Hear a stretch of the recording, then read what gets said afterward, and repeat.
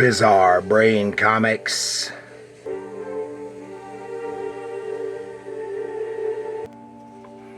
Hello, my comic book friends, and welcome to Bizarre Brain Comics. I'm Gary, your host. And this is where I like to take a look at some older comics, talk a little bit about the characters and creators, and examine the stories and the art. But this time, we're not going to look at a comic per se. We're going to take a look at this book here, The Art of Will Eisner, edited by Yronwode from Kitchen Sink Press. It's originally published in 1982, and this revised edition was published in 1989, and that's about how long I've had it. Now, if you're younger, you might say, who the heck is Will Eisner? And of course, if you're an older comic fan like me, you probably already know.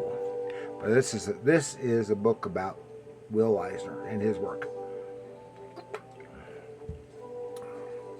Okay, Will Eisner was born he was 1917, and he died in 2005. He was an American cartoonist, writer, and publisher, one of the earliest cartoonists working in the American comic book industry.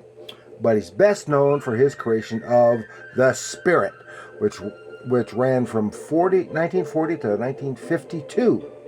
He was known for his draftsmanship and experimental use of storytelling, page layout, pacing, and early work in the popularization of the graphic novel, both the term and the form, with the publication of his 1978 A Contract with God graphic novel. Later, he published comics and sequential art in 1985, and he had other graphic novels out there, some of which I have shown briefly here, and I've talked about shown his some of his spirit. The Eisner Award was named for him, and he was the first of 3 initial inductees to the Will Eisner Comic Book Hall of Fame. You don't get any better comic industry awards than that. Yes, he created The Spirit. All kinds of stuff that he did. He's known for his draftsmanship, as I said, his storytelling. He basically invented a lot of the devices used by artists for decades in visual storytelling. That's why he called it sequential art rather than comics, and virtually invented the graphic novel as we understand it today.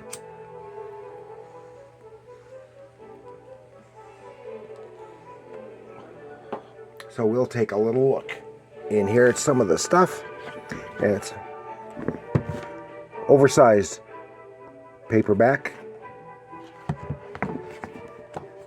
Lots of stuff. That's an image that's was used a lot for spirit stuff. Okay, and of course, in case you didn't know, this is The Spirit. I mean, this kind of splash page and title page layout is stuff that he is basically invented and so well known for. And this shows some of his early work. So it has some obscure material and some unpublished art, with an introduction by cartoonist Jules Pfeiffer, edited by Yronwode. I think that's how you're supposed to pronounce her name. Updated, revised edition. So this has some stuff that wasn't in the original publication. And there, for all I know, there may have been a later edition with more revised stuff, because this one being published in '89, he had lived another 15 years, basically, after this publication, and he may have had other stuff in here, just like they put stuff in here that was from the 80s. Here, just on the inside front cover, is a drawing he did in 1933. And it looks like it's just a sketch of something that he out his window in New York City. And there is a photograph of him as an old man, but he still got older yet.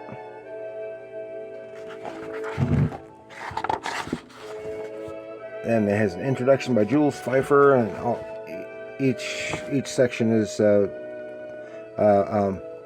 part of his life.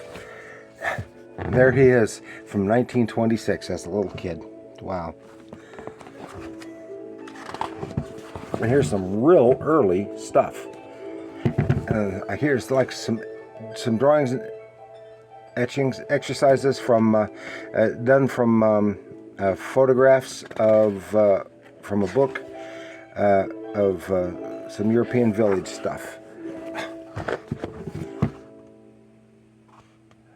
Here's a painting for a commercial art project for his high school art class. Oh, and some real early, you can see he was strong.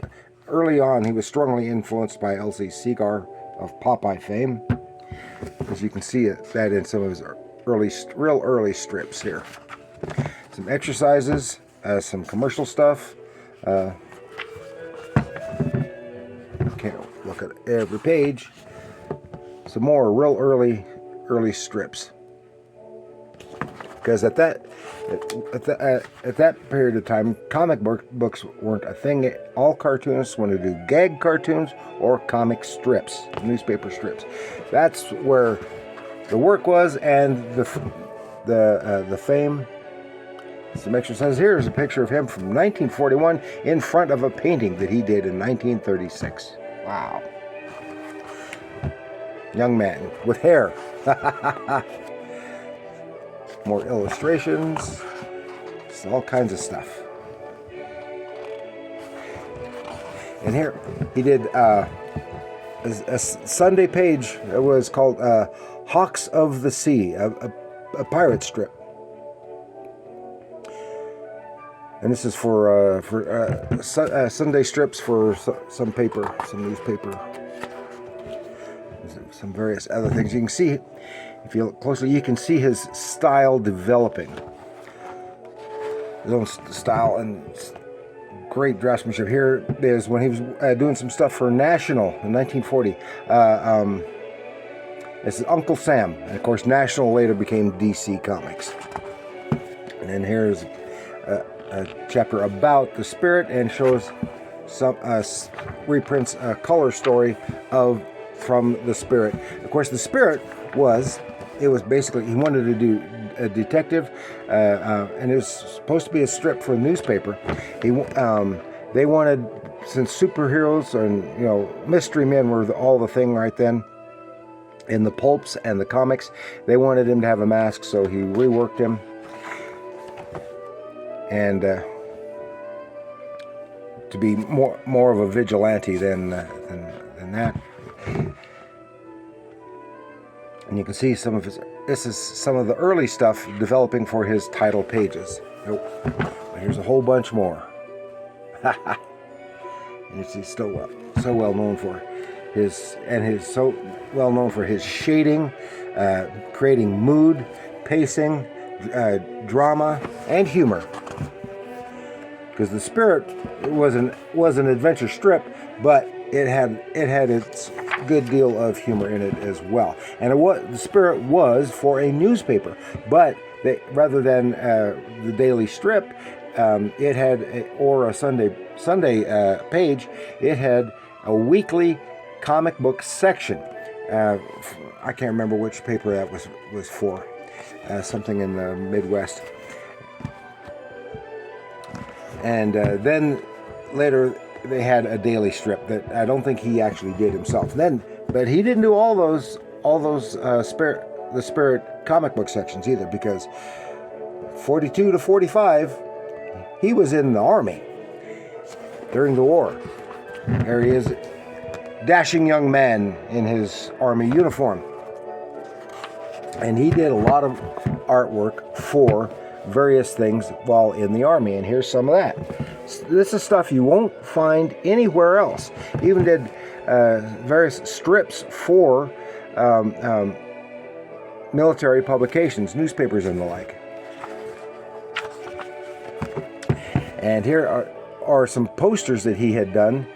He was commissioned to do for the Army that were all around, sent around to bases all over the world. And here's his stuff to prevent stupidity. Joe Dope. Yeah, Joe Dope. And this is just a silent strip. This is probably how he learned how to do really tell a story visually, by having things happening silently with little or no dialogue. I said, in all these strips, this is only one that has any dialogue in it.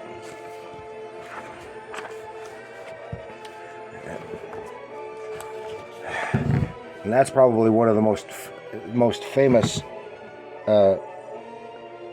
Spirit title pages right there. He did such a beautiful woman. He has, and his style, not just his style. He was such a big influence artistically, and everything, but to so many artists afterwards, and many of them, such as like Wally Wood of EC fame. See this, and the shading here might make you think of Wally Wood. Well, for a short time, he was an assistant to Will Eisner, and he had said in interviews and the like that he learned so much from Will Eisner that you can really see the influence in his work, some of his work, and others, and after that he did. Yes, here's a cover for sheet music for a song that appeared in the Spirit comic strip. Every little bug's got a honey to hug but me. I like that song. I've got an album that actually has it on there. Some other things he was doing in the 40s and 50s, advertising and promotional material for companies and stores and you name it. And he tried many times. He tried to develop this character Nubbin so many times, in various versions of it. Had sample strips, and then we'll get to it. There it is. Nubbin, the adventures of Nubbin, the shoeshine boy, and his friend John Law, detective. Well, John Law was actually, and here's some unpublished, unfinished cover designs. John Law was actually what he intended to do before the Spirit, and that's when they said, well, make him a kind of a vigilante and give him a mask, and so John Law became the Spirit, and even artistically, because here you can see Will Eisner's Sunday Comics, John Law, and that same illustration you can see here. Two drawings that he did of the same thing. One is John Law and one is the Spirit. And so here we're using that same image but it's somewhat different, of John Law, and then here it is used again is the Spirit. Classic Spirit stuff. Commercial art, and then all kinds of stuff. Hoods up, because he did a lot of promotional advertising, commercial art. Here's more of his Joe Dope. Then more of the Spirit stuff, because the book is just cramped with the Spirit. Now I read that he at a convention comic convention, and I think it was 72, might have been 74. He was introduced to a lot to underground comics and the underground comic artists and creators, and he was so inspired by them that he even did a little bit of underground stuff himself. Did this cover for Snarf number 3, adults only, and he still got the Spirit in there and some other stuff, and that prompted him. This is some of the stuff when Warren was reprinting in the 70s. Warren magazines were reprinting spirit stories in the large magazine sized in black and white. And here's some of the drawings for potential cover designs and stuff. And same goes here, if you can see them. And that prompted him to stop doing most of his get rid of his company that he was doing commercial work for, and started working. Oh, here's something that's got Nixon. It's got Nixon in it, and where he started doing the working on his first graphic novel, Contract with God. It took him, I guess, 3 years to produce, and then after that he did several other graphic novels. I'll just show you all kinds of stuff. Some street scenes. What was he? I can't remember the name right now. Life Force and some others I can't remember. I don't have all of his graphic novels, but I have 2 or 3, and then the inside back cover ends with an illustration, a drawing that he did in 1978. So there we go.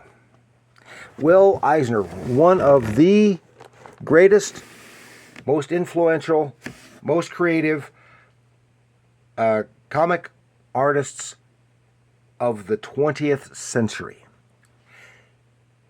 The only one who even begins to compare would probably have to be Jack Kirby.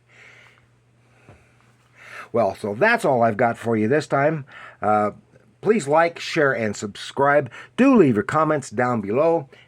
Have you read any of The Spirit? Do you like The Spirit? Do you like Will Eisner? I wanted to mention one thing, is that Mike Ploog, who did so many of the great horror comics and Planet of the Apes stuff for Marvel in the 70s, had also worked for Will Eisner, and he was a big influence on his style, and you can really see it in some of his real early stuff, like Werewolf by Night and Monster of Frankenstein. You can really see the strong Eisner influence in his artwork, but of course it gradually moved away a bit. You can still see it in his more current art. But that's all I wanted to talk with you about this time. The art of Will Eisner. And do leave your comments down below. And remember, comics, get that on there, comics are art.